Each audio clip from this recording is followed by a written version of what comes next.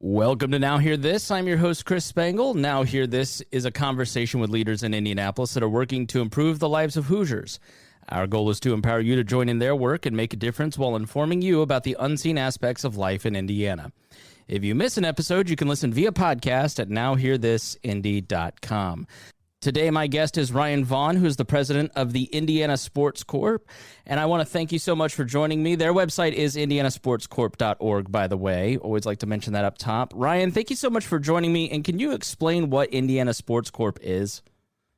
Sure. Yeah, we are a nonprofit company whose mission is to advance and inspire our community through sports. Practically what that means is that we are the group that is charged with attracting large sporting events to choose Indiana as the place where their event will be hosted. And then we turn around and serve as the host for those events. So we compete against other cities for the right and opportunity to host things like Final Fours, Super Bowls, college football championships, things of this nature. We do that years in advance. And if we're selected, when the event comes to Indy, we're the ones that help execute the logistics around the event itself. Can we go back in history a little bit and talk about the sports strategy and what that means for Indianapolis? I know a lot of people are skeptical about using taxpayer dollars for some of that stuff. What has the sports strategy meant? How did it develop? And what impact does it have on Indianapolis? Yeah, it's had tremendous positive impact, and our history really dates back to the 70s, 1970s. Where Indianapolis, like most major cities in America around that time, 70s and early 80s, was experiencing pretty massive suburban flight. So people who lived and worked in the core of our downtown were electing to move out for more land, bigger houses, things of that nature. And as a result, the concentration of economic activity was really becoming much more dispersed, and our downtown started suffering. And so like most cities, they needed a strategy to really kind of lean in and reinvigorate that downtown. And in Indiana in particular, so goes Indianapolis, so goes Indiana from an economic standpoint, from at least tax generation standpoint. And so the decision was made to really kind of focus on amateur sports as that opportunity to both attract those sports-related businesses to choose Indiana where they were located, and also to convince those businesses to host their premier events in town. So it was kind of a twofold strategy that's worked out really well over time. And we were the first sports commission in the country. The whole notion of having a sports commission didn't even exist prior to Indiana Sports Corp. There are now more than 500, right? So this is obviously a model that has been replicated and working well. And we've seen the growth of the city. We've had a largely Olympic sport focus in the 70s and early 80s. Grew to more of a Olympic and collegiate. Now it's Olympic, collegiate, and professional championships, and it really drives a lot of the economy. I mean, the sports tourism business is huge, and for those listeners who are concerned about the allocation of tax dollars around that, I mean, most of what pays for that are visitors' taxes, right? It's taxes on hotels, taxes on car rentals, taxes on entertainment, food and beverage. Taxes on tickets. It's things like that generate the income that support the investment in the sports infrastructure.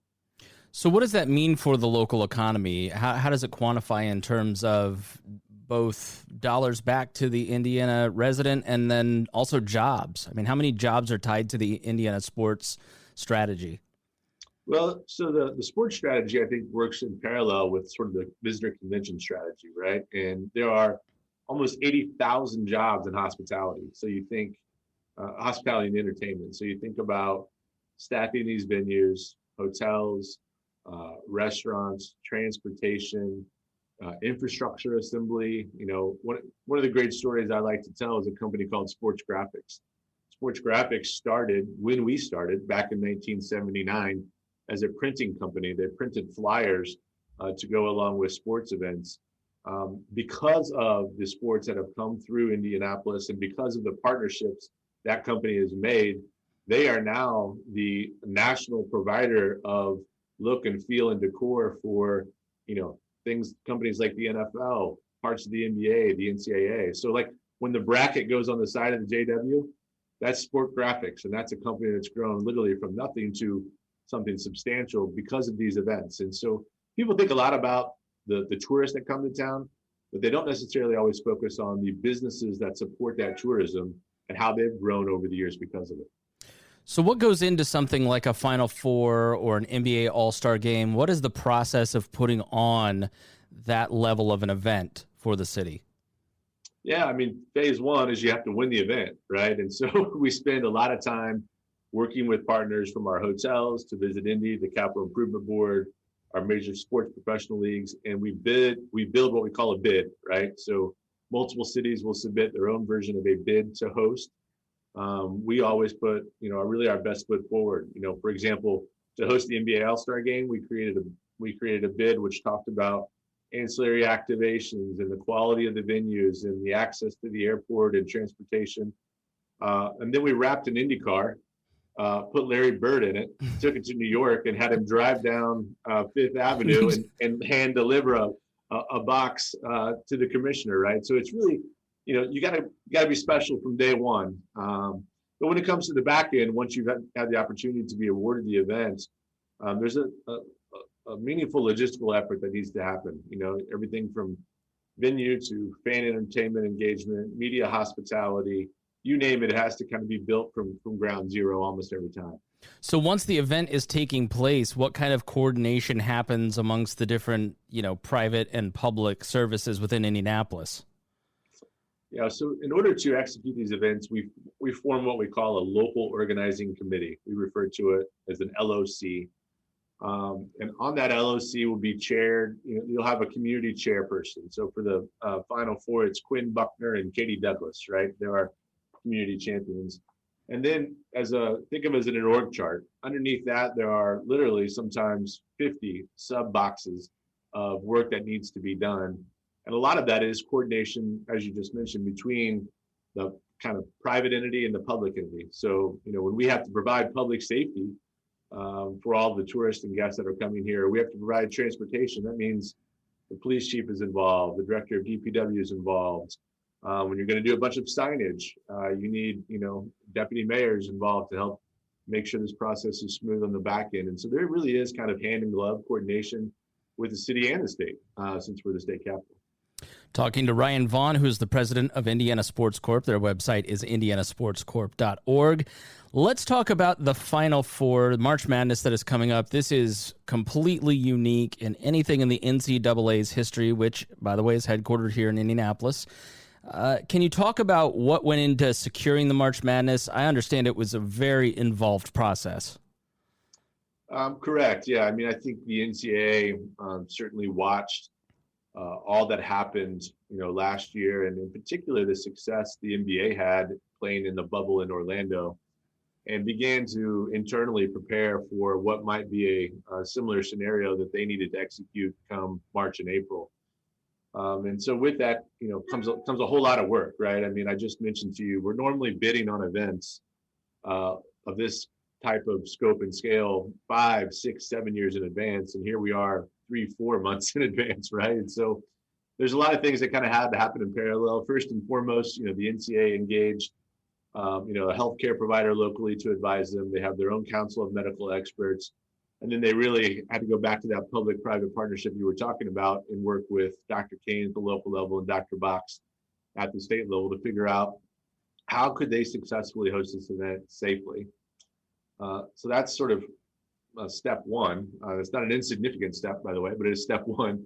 Step two was, do we have the space and availability? And by that, I mean, Indianapolis is pretty fortunate that our calendar is usually quite full of events. I think last year there were only 6 weekends where there wasn't something happening.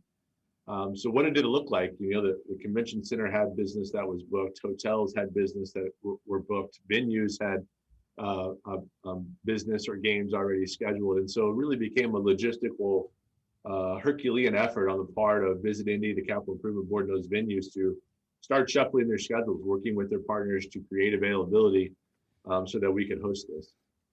And it's going to take place all across the state, is it not? Yeah, it'll take place in 6 venues. Most of it will be in Indianapolis, but we will play first and second round games in both Mackey Arena and Assembly Hall.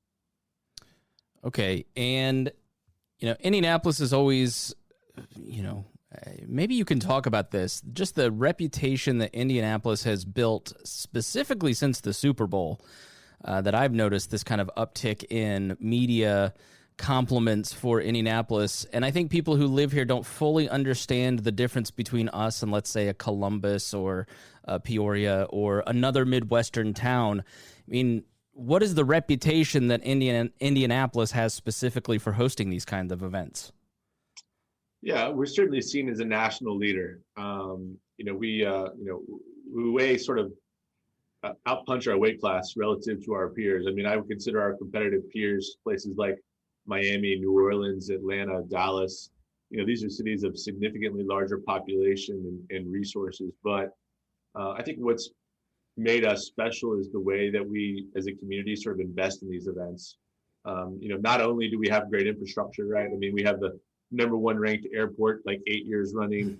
Our venues are first in class. Visit India's USA Today has named us the #1 convention city in America, right? So we have built the infrastructure to make it just an awesome experience for tourists and guests. But then there's the human infrastructure that really takes it to the next level. I mean, our volunteers are very special. They're special to us. They've helped us develop this reputation. They always show up and put on that sort of Hoosier hospitality that we're known for. And people just love it. I mean, people from all parts of the country come here. They enjoy the Midwest atmosphere. They enjoy the amenities. They enjoy that it's walkable and safe and clean. And that reputation is, started really building itself nationally in 1982 with the sports festival, in '87 with the Pan Am Games. We've hosted 7 Final Fours now, headed into our 8th. So it's just it's a thing that we're very guarded of. We want to continue to kind of have that reputation and offer that nationally. And thankfully, we've had great leadership before me that helped build that, and it's our responsibility to sustain and grow it. One thing that I've seen in doing this program is that partisanship comes second here, and that seems unique. Is that a key element of making all of this work? Absolutely. Yeah. I mean, it always comes second. I mean, it's about getting it done. I think we're in a unique place in our sort of national history, I think, with how just unbelievably partisan we are as a nation. And some of that is true as of a community as well. But, one of the things that I think makes Indy special generally is that we all do care about Indy first and foremost, right? Now, we may have a lot of different ideas on how we get there and what we need to be doing, but you can really see that when it comes to sports and when it comes to, big moments for our city, where we're generating, people really, set that in the background and get focused on our collective success as opposed to those things that divide us. So final question is, how can people get involved? I know that you need volunteers. Is that not correct? It is correct. I will say it's obviously a little bit different volunteering in the middle of a pandemic than it is in a typical kind of Final Four. But there are lots of ways for folks to be helpful, and we are always grateful for their effort. And so just go to our website, indianasportscorp.org. You kind of kicked it off with that. Thank you. And there's a tab there to volunteer, and you can register to volunteer, and you can even create your own profile on the things that you're most interested in volunteering for. And so we'd love to have you. It's really important to our continued success. And candidly, it's a great way to get involved and be a part of civic pride if you don't have a ticket to the game. So quickly, what kind of volunteering opportunities are there? Well, it's tough to say right now, honestly, for March Madness. We're still trying to figure out the capacity, but we're going to need folks who can help us supervise, cleaning, help us organize transportation, a variety of different things you can do without being physically present that are going to be very important. Ryan Vaughn, president of Indiana Sports Corp. Thank you so much for joining me. Yeah, thank you for having me. Thanks for listening to Now Hear This. I'm your host, Chris Spangle. If you missed any portion of our program, you can listen on our website, nowhearthisindy.com. If you'd like to have your organization featured on the show, please email Gabby at nowhearthisindy@iheartmedia.com. Thank you for listening, and we will be back again next weekend with Now Hear This. Our goal at the Chris Spangle Show is to help you sound smarter while talking with your friends. If you struggle to understand politics, we explain it from an independent libertarian perspective with all of the irreverence modern politics deserves. We toss out the screaming heads and put people before political parties and give context to the news to make you think. I'm the host. I'm a 15-year veteran of politics and media, and this show is published every Saturday. It's part of the We Are Libertarians network, and be sure to join Wall Plus for bonus podcasts, the complete archives, commercial-free shows, and more. Subscribe now at WeareLibertarians.com.